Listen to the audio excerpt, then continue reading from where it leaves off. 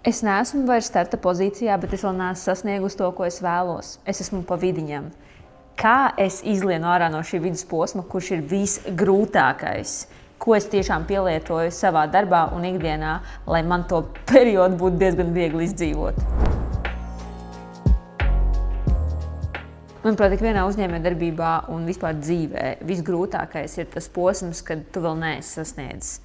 Bet tu esi jau apņēmies, un it kā tu gribi, tu jau esi, kā saka, pastrādājis pie sevis, pie saviem mērķiem, bet tu vienkārši mauc un gaidi to brīdi, to uzvaras momentu, kad tu čisti sasniegsi. L&D House beidzot mēs pabeigsim, jaunu kolekciju, jā, beidzot viņa būs, komanda apmācīta, jā, lielāka peļņa, jā, jaunas stratēģijas, jā. Bet ir tik grūti būt pa vidam.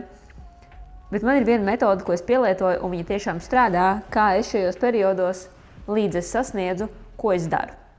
Un agrāk tā bija tikai kā varbūtība, un es atceros pēc pirmās reizes, kad man tas nostrādāja, es domāju, nu jā, paveicās, varbūt salikās.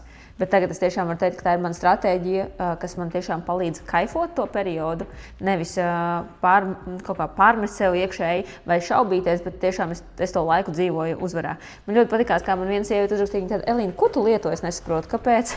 Tu esi tik ļoti tāda... Padalies ar maniem, es arī tā gribu, tā tava enerģija, viņa grib paraut man līdzi. Un to stāstīšu, kā tad man tas strādā. Es izlasīju Dievu vārdu šajā rītā, un es sapratu, ka tās nav tikai manas aizdomas, bet tas tik tiešām ir arī rakstīts Dievu vārdā. Kas sīksti sēj, tas arī sīksti pļaus, un kas sēj uz svētību, tas arī pļaus svētību. Otrs moments. Kad tu ticībā sāksi paklausīt sējas principam, tu atklāsi, ka Dievs sūta veldzējošas traumas tavā tuksnesī. Kas ir mans tuksnesis? Laiks, kad man neceļās rokas, laiks, kad esmu vīlusies, laiks, kad varbūt atkal jāiet, atkal jādara, laiks, kad varbūt nē, tu to pavasaru gaismiņu vēl joprojām neredzi, kad kaut tā ziema ātrāk beigtos un kaut kāds ir tas round and round. Un te ir rakstīts ļauj Dievam atjaunot tevi, un Dievs tev sniegs nepieciešamo spēku un nodrošinājumu. Viss, kas tev ir nepieciešams, lai tu spētu aiziet līdz savam mērķim. Un šeit ir super rakstīts par to, ka momentā, kad tu nezini, ko darīt, ka tev liekas, ka tev ir tuksnesis tavā dzīvē. Nu tāds laiks, nu tāds. Sāc darīt un sāc sēt svētību. Un kā man tas parādās reāli praktiski? Es sāku meklēt kādu, ko es varu iepriecināt.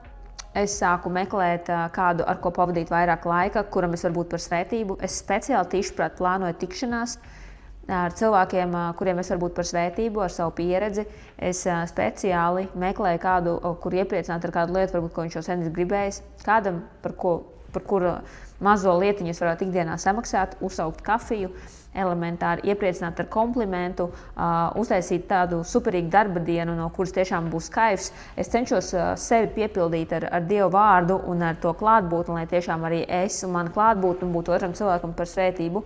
Un zini, ko es esmu novērojis arī savos līdz sievietēs par to, ka tajā brīdī, kad tev ir slikti dzīvē, jeb kad tev ir tuksnesis, aptuveni 95% sievietes noslēdzās.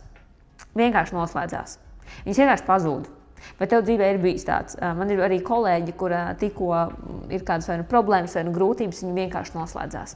Vienkārši viņa nav runājama, viņā nav idejas, viņai nav degošās acis. Jā, es saprotu, ir problēma, bet es runāju par to, ko tu ar to problēmu dari. Vai tu viņu norī, un tu par viņu sēdi domā un pārdomā, vai tu tomēr ej ārā, ticot, ka jā, šī grūtība, Dievs tev viņu ir devis, bet kā tu vari būt par svētību citiem? Un tad ir tāds, ko nafig man ir jādomā par citu problēmām, man pašam ir savas problēmas, bet Dievs saka, hei, parūpējies par citu problēmu, un Dievs parūpēsies par tavējo. Un vai tu tam tici? Ko tu sēsi, to tu pļausi. Ja tu sēsi kādā atrisinātu problēmu, tu pļausi sevis atrisinātu problēmu. Bet šito es gudri pateicu.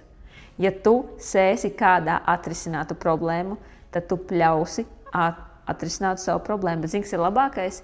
Parasti tu iesēji bišķītiņu, bet pļauj jau tu daudz. Tu iesēji mazu sēklu, bet izaug liels tomāts.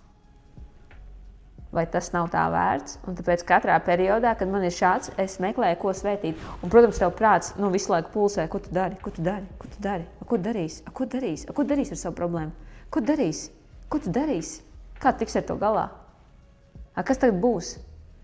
Un iekšēji varbūt tev pat ir miers, bet tu visu laiku, ko tu darīsi? Un tavs prāts, kas redz realitāti, viņš nespēja mierīgi skatīties, jo davai risinājums, ko tu darīsi, kā tā? Un tu jau sāc analizēt, un tu jau sāc domāt. Bet te ir rakstīts, bija reizes, kad sēju padomu vai vienkārši iepriecināja kādu ar smaidu. Varētu stundām stāstīt, kā Dievs svētīja mani tā iemesla dēļ pretī. Es kalpoju citiem, negaidot atmaksu, bet ticot, ka Dievs mani atalgos. Prasīju, lai viņš man parāda, kungs, ko man darīt un kā man rīkoties tālāk. Atceries to laiku, kad pats gāju cauri tuksnešainam postam, un es apņēmos ticēt, ka man vienmēr ir, ko es varu dot tālāk.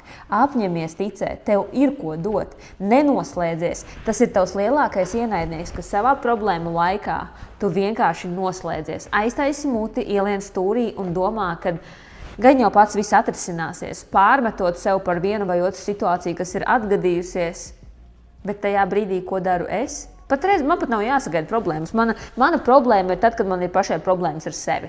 Kad es jūtu, ka man kaut kāda nepārliecinātība zogās iekšā, vai spēks zūd, vai vēl kaut kādi tarakāni. Es visu laiku kā es varu svētīt kādu, kā es varu svētīt. Un tas man ļauj ne tikai izdzīvot dienu priekā, bet arī saredzēt risinājumu savā situācijā, jo es redzu, kā Dievs pārdabiski palīdz atrisināt man to, ko es nekad pati neklusējot, nesēžot stūrī, nespētu atrisināt. Un šis princips strādā man visu manu reālu dzīvi pēdējā laikā, kopš es to sapratu un kopš es to piedzīvoju ļoti spēcīgi. To arī es tev novēlu. Šo es lasīju Sinepika Graudiņā 109. lapas pusē.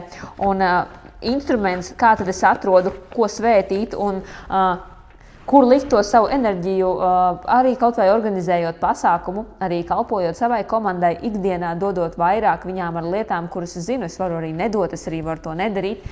Bet šeit es meklēju, kā saka, sievietes un kolēģis, kuros es redzu, ka es varu būt vairāk kā svētība, kā vienkārši izdarīt to, kas man ir čeki jāizdara ar mazajām lietiņām. Un tu redzēsi, ka tavā dzīvē nāks risinājumi tie, kurus tu nekad pati nebūtu atradusi ar savu spēku. Un tu zināsi, hei, ko sēsi, to pļausi.